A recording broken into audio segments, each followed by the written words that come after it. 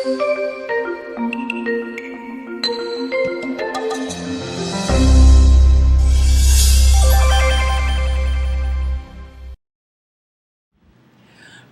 mga hadlang para ang tao tumahimik at lumigaya. Maraming mga balakid. People have great enemies and challenges. And some of them could be depression or insecurity or anxiety. Mga alalahanin, mga kinakatakot na umaagaw ng ating kapayapaan. Ang ating pag-aaral ngayon, pinamagitan natin, Answer to Insecurity and Depression. Heavenly Father, thank you that you're our God who hears prayers. Patawarin niyo po kami sa mga kasalanan namin. Nawa, Panginoon, walang maging hadlang para maunawaan namin ang mensahe ninyo at ito'y mailapat namin sa aming buhay. Nawa, malugod kayo, Panginoon. Hindi lang kami nagtipon-tipon para humingi ng pagpapala, bagamat gusto namin yon. Nagtitipon-tipon din kami, Panginoon, para sama-samang magpasalamat sa inyo, magdala ng handog sa inyong paanan, pasalamat, at nais namin, Panginoon, bigyan kayo ng kaluguran. Nawa ang amin pong mga puso na nagpapasalamat, nagpupuri, ay magbigay ng kaluguran sa inyo. Bless your people, O God. Heal our infirmities, strengthen our weaknesses, at nawa yung kaliwanagan nyo ang siyang maging liwanag ng buhay namin. Teach us, hold us by the hand, and we like to follow you. Protect us from lies and falsehood. Protect us, O Lord, from all the negative forces that try to steal our happiness, our joy away from us. May you be the speaker. Use your servant only as your instrument. Speak to your people. Accomplish your agenda for us today, O God. Lift up your name, and may your people go home blessed by you. We praise you. We thank you, asking you to speak in the name of your Son, Jesus. Ano po ba ang napakarami mga concerns ng tao? What are some of people's grave concerns and fears? Most of those fears come from our basic needs. People have to exist, people have to live. We worry about our food, our drink. There's a grave fear of hunger and thirst, even to those people who have lots of money and savings. Iniisip natin kung minsan, baka marami tayong pera pero wala tayong mabili. Baka ma-deplete yung resources ng planeta, baka magyera, baka may pumutok na bulkan, makatang mga supply, etc., etc. We worry about shelter. And many people have this fear of homelessness, though some of them have probably multiple homes. Maraming takot ang tao na may kinalaman sa kanyang pangangailangan, especially for protection and safety. People are afraid. Natatakot tayo sa kapwa-tao, natatakot tayo sa mga hayop, mga insekto, natatakot tayo sa kulog, sa kidlat, sa bagyo, sa baha, sa El Nino, sa La Nina, sa mga bulkang sumasabog, kung ano-ano pa. And of course, people fear death. And the fear of death is on top of many people's lists of grave concerns. Yun yung mga basic needs natin. Pero hindi lang naman yun ang need ng tao. People are also sometimes bothered by what you might call intermediate needs. The need for acceptance. Sometimes you have everything pero hindi ka sikat, hindi ka paborito, wala kang masyadong kakilala o kaibigan, at yun ay malaki ring problema ko minsan. We need affirmation. Dapat natin nadidinig, very good, you are welcome, ang ganda mo, ang ganda ng damit mo. Hindi tayo sapat na nasisiyahan na gusto natin ang itsura natin. Kailangan gusto rin ng kapwa natin. We need affirmation.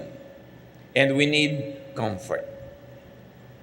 Physical comfort, spiritual, and emotional comfort. Because of these needs that sometimes go unmet, many people have trouble and people lack peace. Then there are the so-called higher needs. Aside from all that, people also need peace. Minsan nasa iyo na lahat, pero magulo yung kalooban mo, hindi ka tahimik, parang nababaliwala ang lahat. Parang kuminsan nasasayang ang mga accomplishment, ang mga naipon, ang mga kuminsan kasikatan pa, pag ang tao hindi matahimik, walang kapayapaan. Higher needs might also include our need for righteousness. Dapat nating laging maalala, dapat tayong makumbinsin na tayo'y tama, na natutuwa sa atin hindi lang mga tao, pati ang Diyos. Because we have such a thing as fear of evil. Fear of our own demons. Fear of results of wrongdoing. Kaya maraming mga tao sa kanilang guilt, sa kanilang hirap ng loob dahil sa mga maling ginawa na alam nila, hindi rin masaya sa buhay. Because we have fear of punishment for wrongdoing, and many people are also obsessed with fear of going to hell. Those kinds of fears.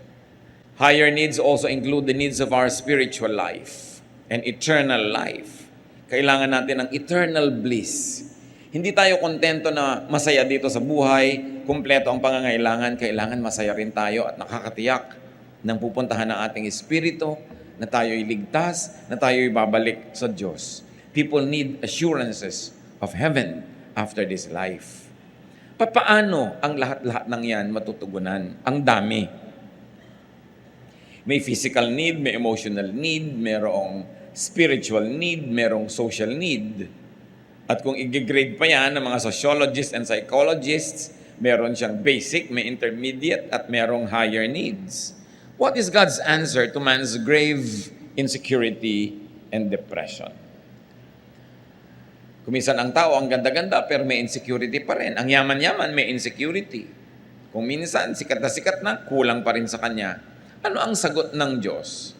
At isa sa mga sagot niya na nasa Biblia, Psalm 23, verses 1 to 6. The Lord is my shepherd, I shall not be in want. He makes me lie down in green pastures. He leads me beside quiet waters. He restores my soul. He guides me in paths of righteousness for His name's sake. Even though I walk through the valley of the shadow of death, I will fear no evil, for you are with me. Your rod and your staff, they comfort me. You prepare a table before me in the presence of my enemies. You anoint my head with oil. My cup overflows.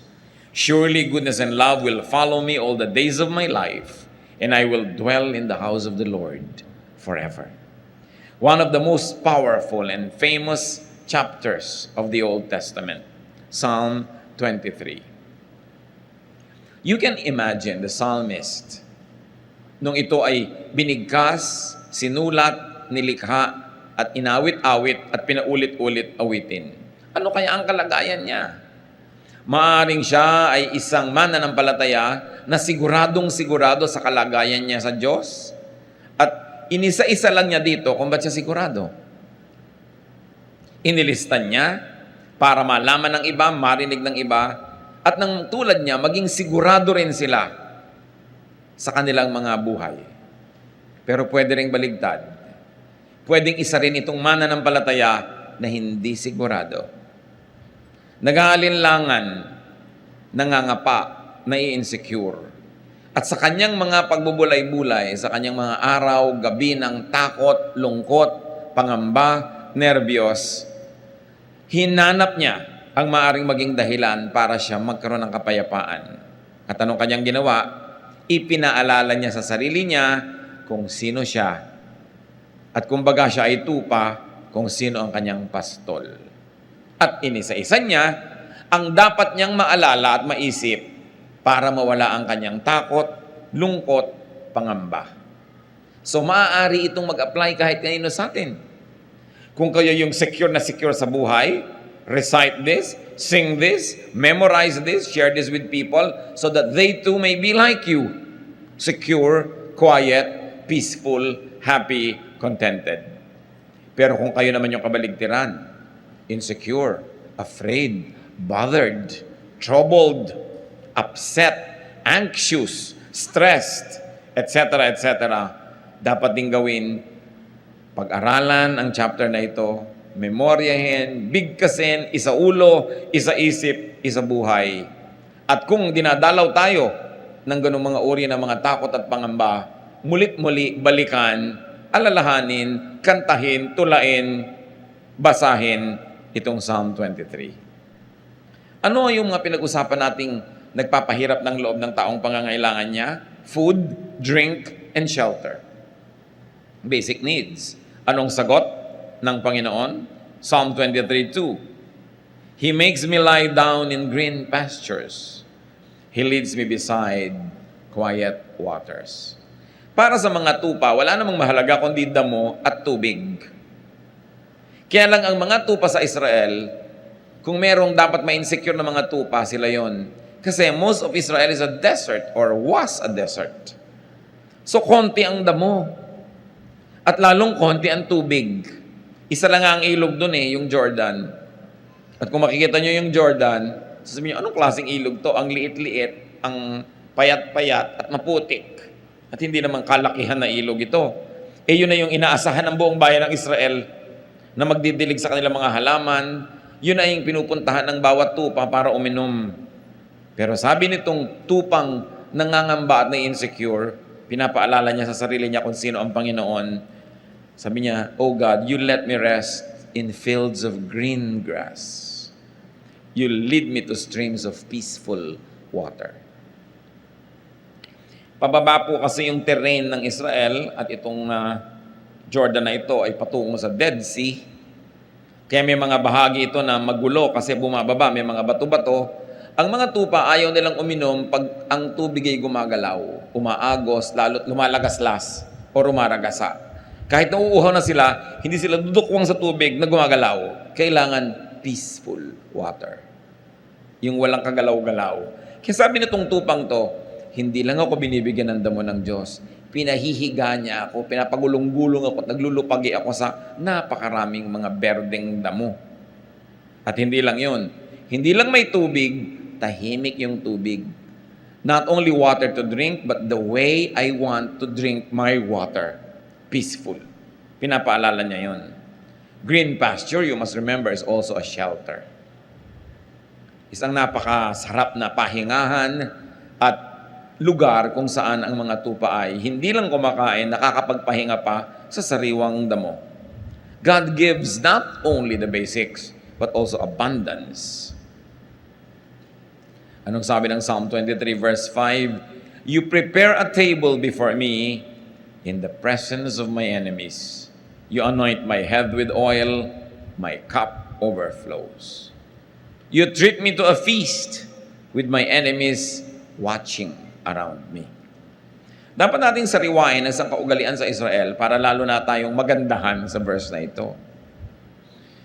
Ang mga desert dwellers, mga nakatira sa mga tent, pag may mga dumadaan at kanilang tinanggap sa kanilang tent at pinakain, sumalo sila doon sa tent.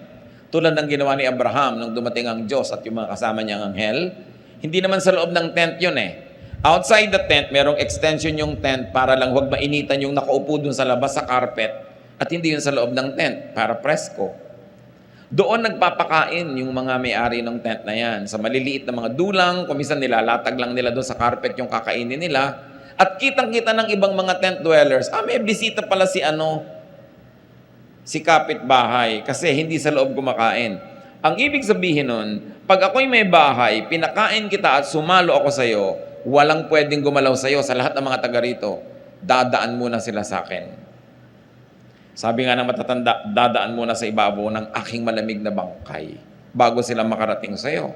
So anong ibig sabihin? Na yung shepherd prepares a feast for you in the presence of your enemies. Sinasabi ng ating shepherd, walang makakagalaw sa kanya mga tupa na hindi mo nadadaan sa kanya. At willing siya na ibigay maging ang kanyang buhay to protect us from our enemy. Of course, we have earthly, worldly enemies, but more than that, we have our spiritual enemy, Satan. At sinasabi ng Panginoon, our shepherd, mamamatay na muna ako bago mo siya mapatay. At talagang ganun ang ginawa ng Panginoong Jesus. Namatay siya para sa atin, kaya hindi na tayo pwedeng patayin ng kalaban kasi kinuha na ng Panginoon ang ating lugar at siya na yung namatay para sa atin. Yun ay ibig sabihin din nung sa Revelation, behold, I stand at the door and knock. Whoever opens the door, I will come in and eat with him. Yun na naman ang sinabi ng Panginoon. Eat na naman. Kainan na naman. Isa na naman kahulugan, pag pinapasok mo ako sa iyong puso, magiging shepherd mo ako. Magiging host mo ako. Ako na muna ang mamamatay bago ko payagan na may mangyayaring masama sa iyo. That is Eastern etiquette. At kakambal pa ng etiquette na yan, yung you anoint my head with oil. Sa init ng disyerto, na halos ikabiyak ng utak at bungo ng mga tao sa init at bitak-bitak ng kanilang anit. Pag dumating ang isang bisita, kung pinapahalagahan ng host, binubusan niya ng konting langis dito sa ulo. Para manariwa ang lakas, ma-refresh. Kuminsan, hindi natin na-appreciate yan kasi yung panahon sa atin, malagkit, ayaw natin ng langis pag nahihirapan tayo at mainit. Pero sa tuyong-tuyong disyerto, napakahalagang bagay nun. At sabi niya, you anoint my head with oil. My cup overflows. So bukod sa binibigyan mo ko ng dangal, dahil binibigyan mo ko ng anointing on my head, pag binigyan mo ko ng maiinom sa aking sasadlan, umaapaw. Again, Eastern etiquette. Gusto natin pag nagbibigay, apaw. Kaya kung minsan meron kang kasama sa bahay, sinabi mo na, konti lang ang iinumin ko, aapawin pa rin niya yun. Kaya mo, binibili natin ng tubig, mahal yan, huwag mong ilagay lahat, aapawin pa rin niya, kasi sanay siya sa etiquette na dapat umaapaw. Kaya sa mga probinsya natin na hindi pa tayo masyadong naiiba at magaganda pa yung kaugalian, bibigyan ka ng pagkain, isang bundok sa plato mo, yung apaw-apaw. Ganon kasi ang magandang kaugalian sa silangan. Ang context kasi niyan, there's always famine, there's always hunger, there's always poverty. So ipinapakita sa'yo sa pagmamahal ng tao na ang daming binibigay sa'yo, sobra-sobra. Ibig sabihin, hindi ka pinagdadamutan. Kaya sa Luke 6:38, ang sabi, give and it will be given to you, a good measure, pressed down, shaken together, and running over will be poured into your lap. So yun daw, apaw-apaw, sobra-sobra ang ibibigay sa'yo, ganun din magbigay ang Diyos. What was God's answer through Psalm 23 to man's need for safety and protection? Isa pa yung kailangan ng tao, yung iniisip niya, Psalm 23:1, the Lord is my shepherd. Ang ganda-ganda ng relasyon ng tupa at ng pastol. Kasi talaga po, ang tupa, matigas ang ulo, makakalimutin, at laging naliligaw. Kaya ganun ang tawag sa atin, tupa tayo, at yung pastol ang Panginoon. Ang pastol, kung sila'y naglalakad, pila-pila. Hindi naman pwede sabay-sabay. Kadalasan dumadaan lang sila sa makikitid na mga landas. Dumadaan sila sa mga bukid na may tanim dito, may tanim doon. Kaya kailangan sa gitna lang sila dumaan. O kaya sa gilid ng bundok na pwede ka mahulog. Kaya isa lang linya. Either ang shepherd nando sa una, susunod sa kanya yung sumusunod, at yung kasunod, sumusunod. Kasi ang mga tupa, sumusunod lang kung sino yung nasa una. Kaya yung mga nandaraya, pupunta doon sa una, ililigaw yung mga tupa, naliligaw lahat. Di ba? Ganon din sa spiritual life. Sumusunod ka doon sa umuuna, yung nagpapauso, yung pinaniniwalaan mo, ang dali-daling iligaw ng tao. Pag hindi ang Panginoon yung nasa una. Pwede rin na ang shepherd nasa dulo. Nasa malayong dulo siya ng pila. Kaya kung naglalakad sila, yung nangungunang pinagkakatiwalaan na tupa, yun ang mangunguna sa daan nila. Nasa dulo naman yung shepherd kasi baka may mga lions, may mga mababangis na hayop na gustong kainin yung nasa dulo. O baka yung mga nasa dulo, pag hindi nabantayan, maligaw, magkamali, wala nang makakaalam. So madalas nasa dulo yung shepherd. At pagka dumadaan sila halimbawa sa mga parang maisan o taniman ng trigo, yung mga tupa ko minsan, kumakagat-kagat doon sa mga prutas doon, kumakain-kain na hindi dapat, nakikiraan lang sila. Yung shepherd, may bato yan, babatuhin niya sa malayo, tatamaan naman si tupa. Maaalala nito pa, ay oo nga pala, hindi ako dapat pagmerienda dito, hindi ito amin. Tutuloy na siya. At yung shepherd, di ba ang tungkod doon parang question mark? Kasi pag may lumiliko na tupa, hihilahin yung leeg, babalik ka, nahihila ka na gano'n, sakit, pero babalik ka. Ganon din tayo. Pag naliligaw ng landas, hinihila ka ng Panginoon, masakit. Parang sabi, pinapalo yata ako ng Diyos. Hindi ka pinapalo, hinihila ka lang nung kanyang, tungkod na nakaliko talaga yung dulo. Yun ang purpose nun. Ayaw mong masaktan, stay in line. No? Huwag kang lumiko sa kaliwa, sa kanan, diretso ka, at hindi ka mahihila ng ganon. So, ganon yung relasyon ng tupa. Eto pa, ang shepherd. Pag may sasalakay ng mga wild beasts na gustong kainin ng tupa, yan ang humaharap.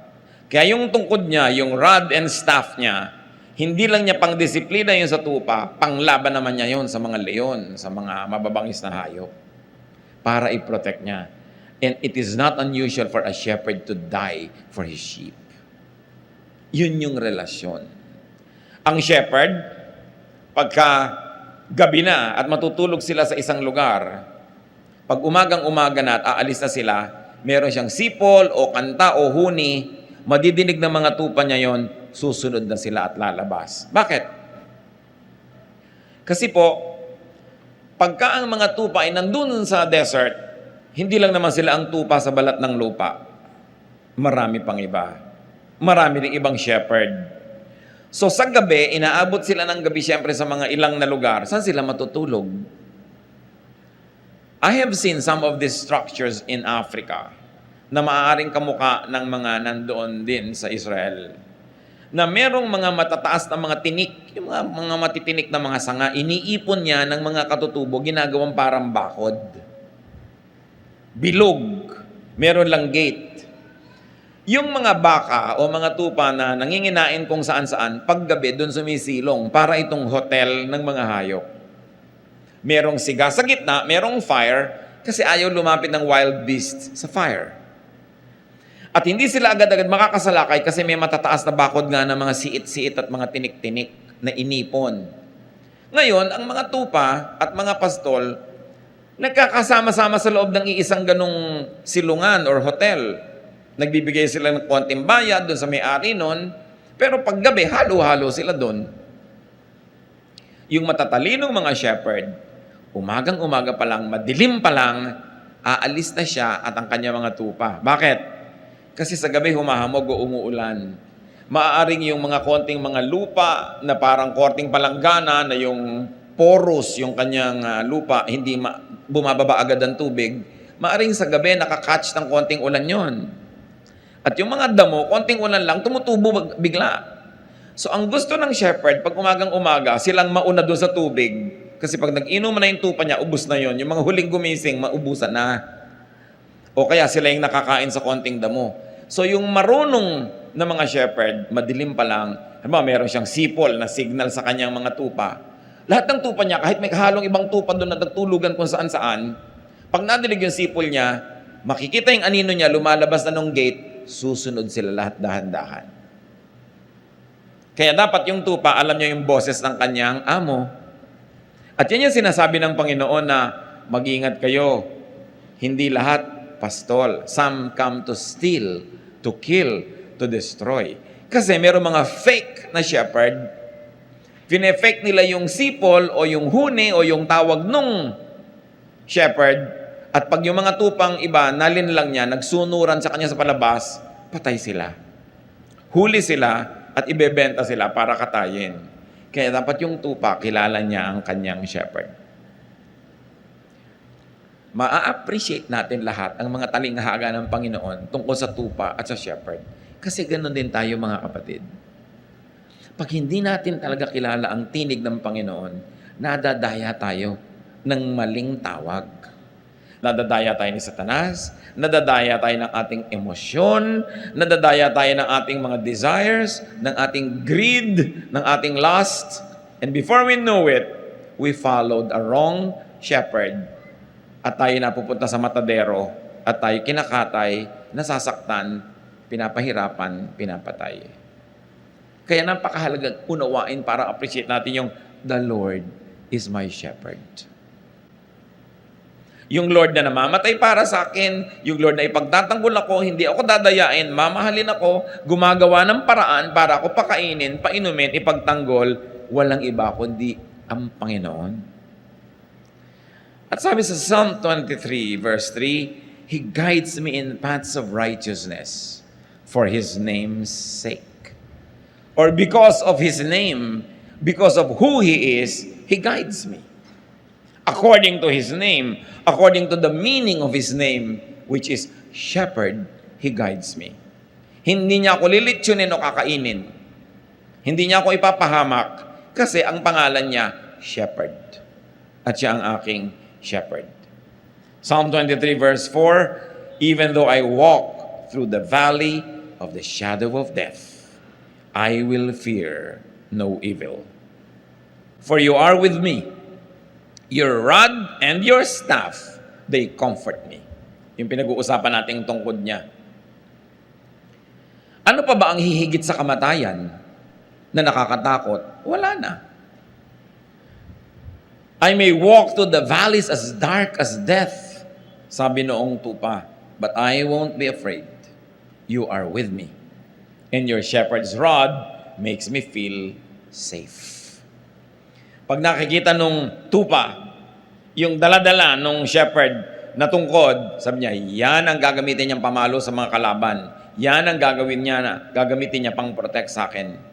At kahit dumaan ako sa pinakamadidilim na mga libis, kahit dumaan ako sa hirap ng buhay na parang wala ng katapusan, kahit dumaan ako sa sakit na parang wala ng ginhawa, kahit masuot ako sa pagbuhol-buhol na problemang parang hindi na maaayos pa, sabi ganon, hindi ako matatakot.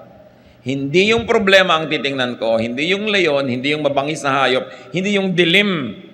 Ang titingnan ko, yung shepherd ko at yung hawak niyang tungkod. At pag yun ang tiningnan ko, mawawala ang aking takot. Because the shepherd is bigger than any beast. The shepherd is bigger than any problem. The shepherd is more brilliant than any darkness. Natatakot ka lang naman pag ang tinitigan mo yung dilim. Pag ang tinitigan mo yung mababangis na hayop. At katulad ni Pedro, nung tumitig sa mga alon at sa hangin, doon natakot, doon lumubog. Kaya pinipili mo ang iyong tititigan. Sasabihin mo, you are with me. What does it mean that the shepherd is with us? That he has compassion. You are with me. Kakampi kita. Hindi lang kita kasama, kakampi pa kita. At nakakapagbigay yon ng lakas ng loob. Sabi, your rod and your staff comfort me. Anong klaseng comfort? Pag nakikita ko yan, lumalakas ang loob ko kasi alam ko, yan ang sagisag ng iyong kapangyarihan. They give me a sense of security. At tungkol pa rin sa mga insecurities, sa pinag-usapan na natin, Psalm 23 verse 5, you prepare a table before me in the presence of my enemies. Walang makakagalaw sa akin. At hindi lang yon, ine-estima mo ako, pinapahalagahan, there is great acceptance here and affirmation. You anoint my head with oil, my cup overflows. So there's comfort, and there's honor, and there's dignity. Ibang klaseng shepherd dito. Ganun siya mag-alaga sa kanyang mga tupa. What else is God's answer to man's need for peace of mind? Diba pinag-usapan din natin, kailangan natin yan. Verses 2 to 3, He makes me lie down in green pastures. He leads me beside quiet waters. He restores my soul. He guides me in paths of righteousness for His name's sake. Kailangan natin yan to restore, to be restored. Yung mga nervyos, humupa. Yung mga takot, mawala. Yung mga pangamba, maalis sa ating buhay. At tayo ay matahimik. At ito sinasagisag nung green pastures. It doesn't only feed, it also refreshes. It also empowers. Quiet waters. Pag nagbigay ang Panginoon, hindi lang tubig pero magulo nga, tahimik. And the Lord restores my soul. Emotional, spiritual rest. Just thinking of the Lord and remembering who He is already gives you the greatest therapy. What is God's answer to man's need for righteousness? Well, human beings, as we have said, need to be righteous. To feel righteous and to be treated as righteous. Psalm 23:3, He restores my soul. He guides me in paths of righteousness for His name's sake. So we become righteous because the Lord leads us. Yung nauuna siya, sumusunod tayo. O nauuna tayo pero nandun siya sa likod, binabantayan niya tayo, kinakawit niya tayo para bumalik. Pag nagkakamali tayo, nagiging righteous tayo by doing the right thing.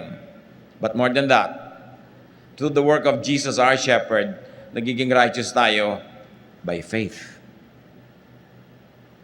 Dalawang paraan para maging matuwid, banal, malinis. One, magpakatuwid ka, magpakabanal ka, magpakalinis ka. Do it, accomplish it through hard work.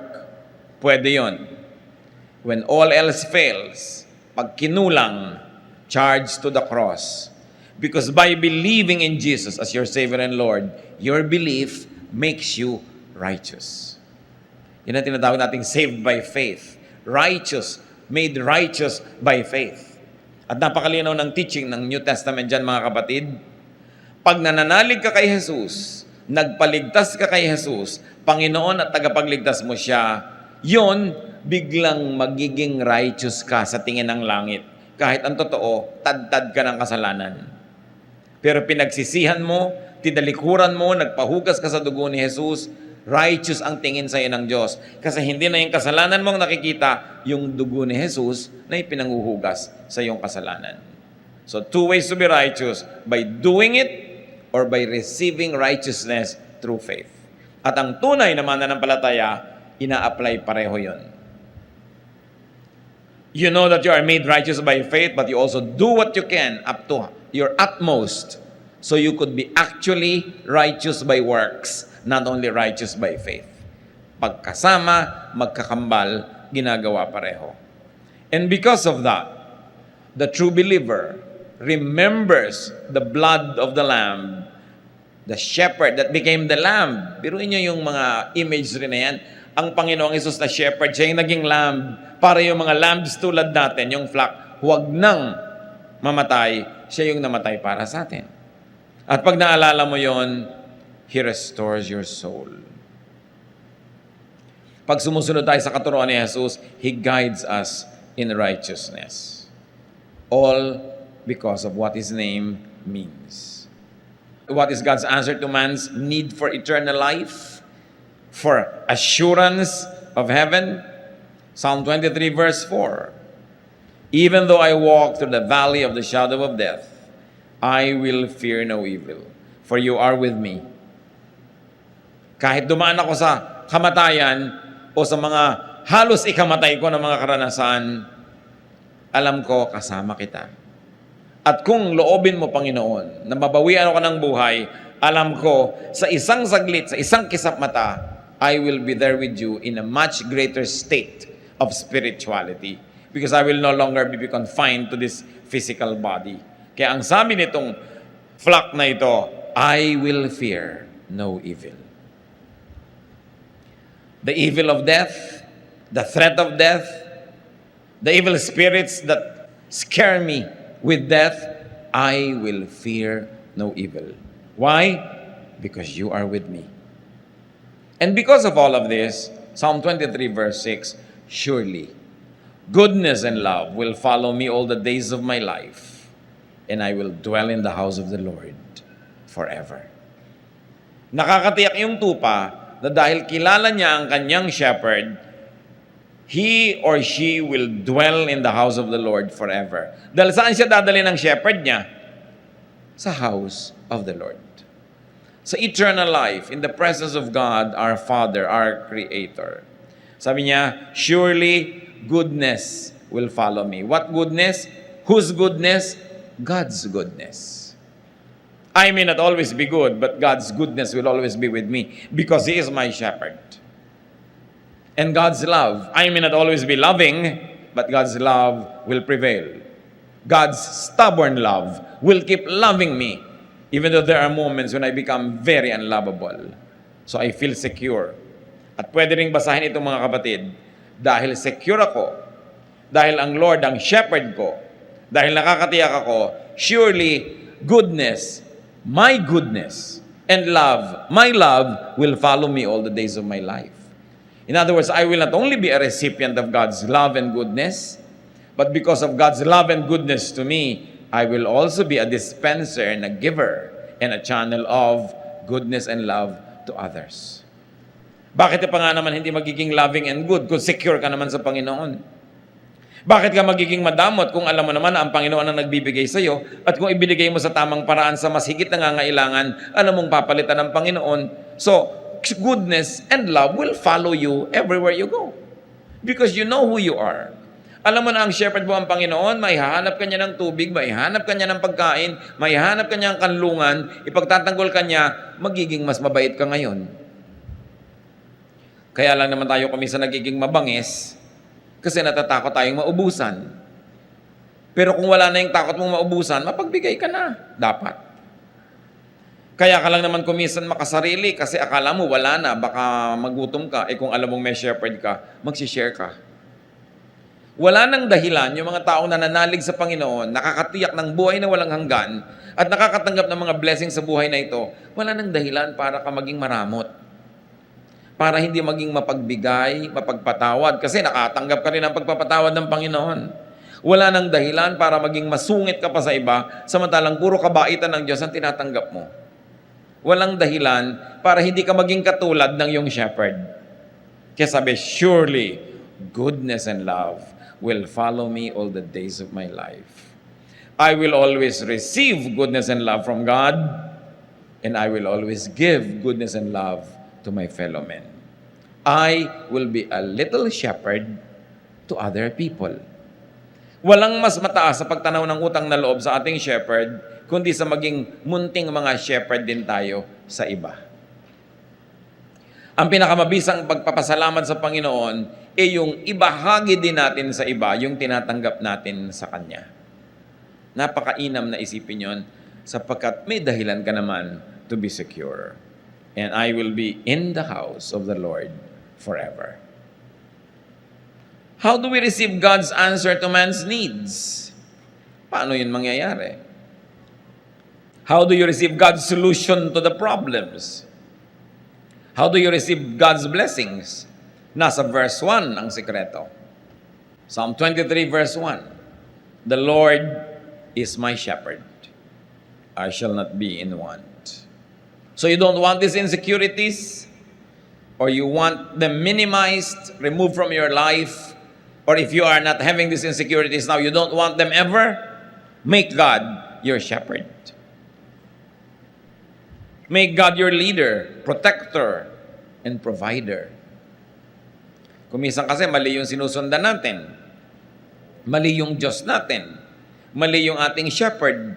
Kung kani-kanino tayo nakikinig, nagpapa-impluensya, nervyos tuloy yung inaabot natin, insecurity, fear. Make God your shepherd. He will not be automatically be your shepherd. You've got to invite God.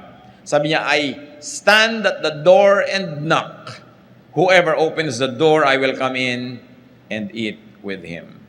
Para yung rule na if P, then Q. If the Lord is my shepherd, then I shall not be in want. When hungry or thirsty, in a physical, emotional, or spiritual way. When broken or afraid. When you walk through your valley of the shadow of death, when alone or lonely, when troubled or anxious or depressed, ask the Lord to be your shepherd. He is only a prayer away. Kuminsan malakas ang loob mong pumunta sa isang lugar, biglang nalaman mo na lang, na-trap ka na pala, isa na palang dark valley. Call on God. Ask Jesus to rescue you. Tulad ng ginawa ni Peter nung lumulubog na siya doon sa tubig. Dati naglalakad siya, pero lumubog. Sabi niya, Lord, save me. Kung kayo ngayon ay nasa isang valley ng buhay nyo, ask God to hold you by the hand, to be your shepherd, and to take you out of that mess. Because God promises to be there. Huwag kayong kakapit sa patalim. Sabi, nagigipit ako, kakapit ako sa patalim. Bakit ka kakapit sa patalim kung nandiyan ang kamay ng Panginoon at inaabot ka? Bakit ka magre-resort sa mga paraan na hindi maka-Diyos? Magulo, mahirap. Lalong lulubog ka at lalong sisikip ang mundo mo at lalong magkakabuhol-buhol ang problema mo. Pag nagigipit ka na, namang problema ka na, it's high time to remember that the Lord is your shepherd. At hindi bagay sa mga tupa ng Diyos, yung nagugutom, nauuhaw, nakakagat-kagat ng ibang mababangis na hayop. Kasi umaalis sila doon sa grupo. Kaya dapat stay together. Kaya ang gusto ng Panginoon, fellowship. Do not neglect the fellowship.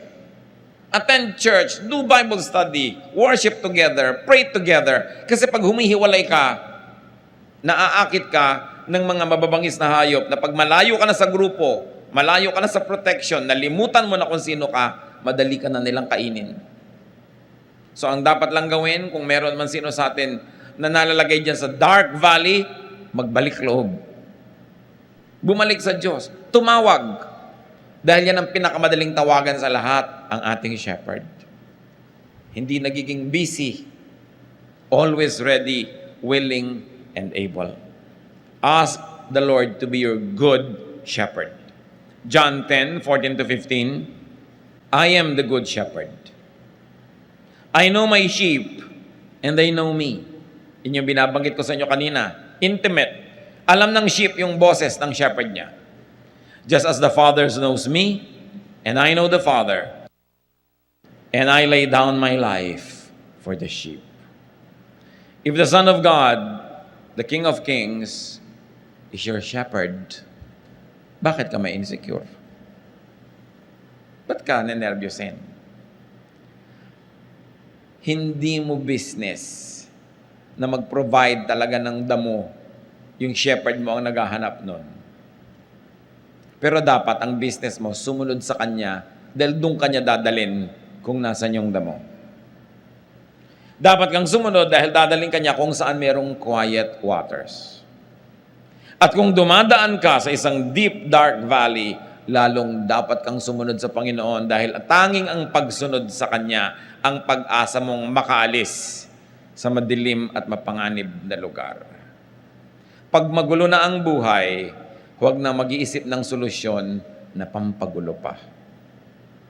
Sometimes may mga quick fixes. Merong mas madaling solusyon, pero madali lang yon ngayon, bukas may mabigat na bayad. Mabuti nang mahirapan ka ngayon sa tamang solusyon, pero bukas, palapit ng palapit ka sa solusyon ng problema mo, hindi palayo. Kailangan, the Lord is our shepherd. So follow the shepherd. Follow Jesus. Spend time, fellowship with the Lord. Dapat na pinaprioritize natin yung ating quiet time, prayer time, Bible reading, our Bible study, worship, service. Alam niyo kung kailan niyo nakaka-fellowship si Jesus? When you serve. Because Jesus is a servant. Sa niya, I came to serve, not to be served. So when we are serving, when we are doing God's work, we are side by side with Jesus. Sabi niya, my food is to do the work of Him who sent me.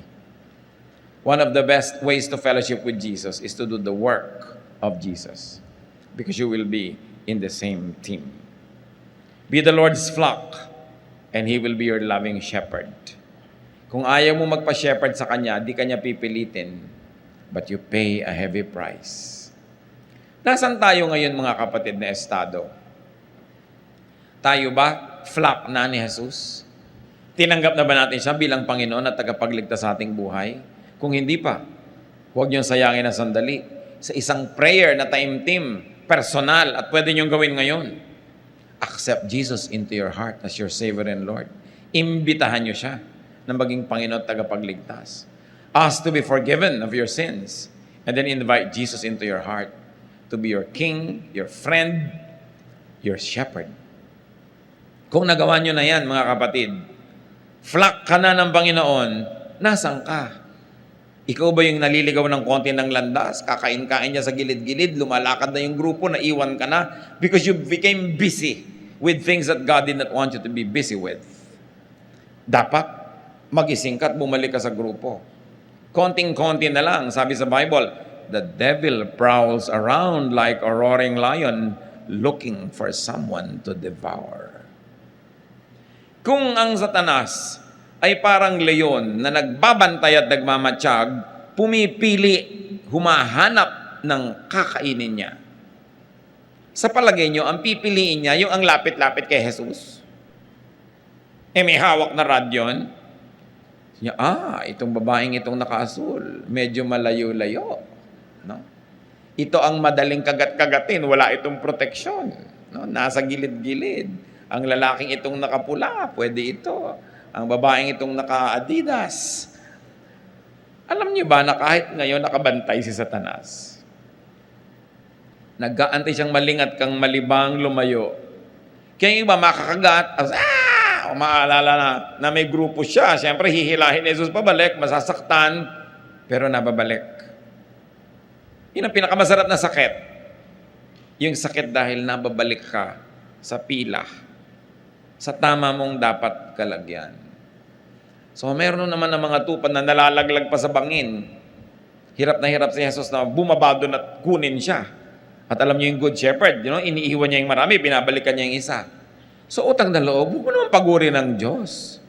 Huwag ka na lang lumayo, para hindi ka na pagpaguran na hanap-hanapin laging nawawala. So ang challenge mga kapatid, dalawa lang. Tupa ka na ba ng Panginoon? At sinabi ko na, kung hindi pa, magpatupa ka sa Kanya. Maging siya ang iyong pastol. At kung siya na talaga ang pastol mo, natanggap mo na siya, suriin mo lang kapatid kung nasan ka ngayon. Kasama ka bang naglalakad? Tumatawag ba siya? Inaantok ka pa, sipol na siya ng sipol, ayaw pang bumangon. Aalis na yung grupo. Nakikinig ba tayo? Nagpapapigil ba tayo kung pinipigil? Sumusunod ba tayo pag pinapasunod? Ama namin sa langit, salamat sa mga paalala. Ayaw namin na magkaroon kami ng mga takot, pangamba, insecurity. Lagi mong ipaalala sa amin kung sino kayo. Kung sino ang iyong anak na si Jesus sa aming buhay. Na siya ang aming pastol. Hindi namin trabaho magpaulan, hindi namin kaya yun.